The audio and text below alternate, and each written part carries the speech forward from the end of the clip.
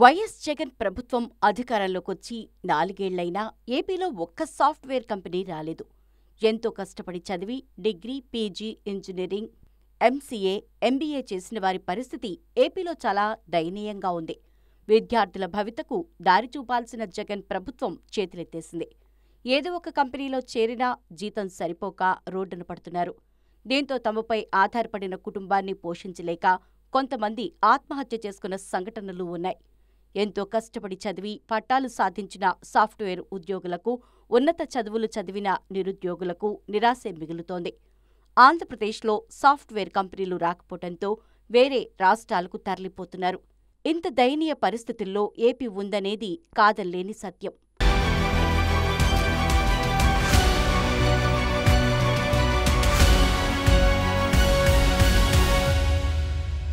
యువగళం పాదయాత్రలో భాగంగా ధర్మవరం నియోజకవర్గం సంజీవపురం వద్ద తెలుగుదేశం పార్టీ జాతీయ ప్రధాన కార్యదర్శి నారా లోకేష్ను వివిధ రాష్ట్రాలలో పనిచేస్తున్న సాఫ్ట్వేర్ ఉద్యోగులు కలిశారు.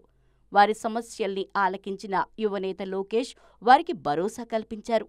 టీడీపీ అధికారంలోకొచ్చిన మొదటి 100 రోజుల్లోనే పెద్ద ఎత్తున కంపెనీలు రాష్ట్రానికి వస్తాయని నారా లోకేష్ వెల్లడించారు.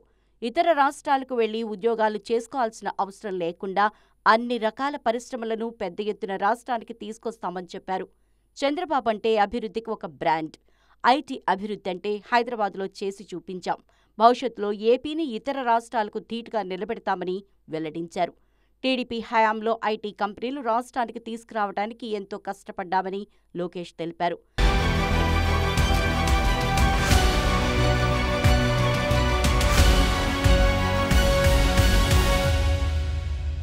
సాఫ్ట్వేర్ ఉద్యోగులతో నారా లోకేష్ మాట్లాడుతూ తమిళనాడు, తెలంగాణ, కర్ణాటకను కాదని మీ రాష్ట్రానికి ఎందుకు రావాలి ఐటీ కంపెనీలు అడిగారాయన.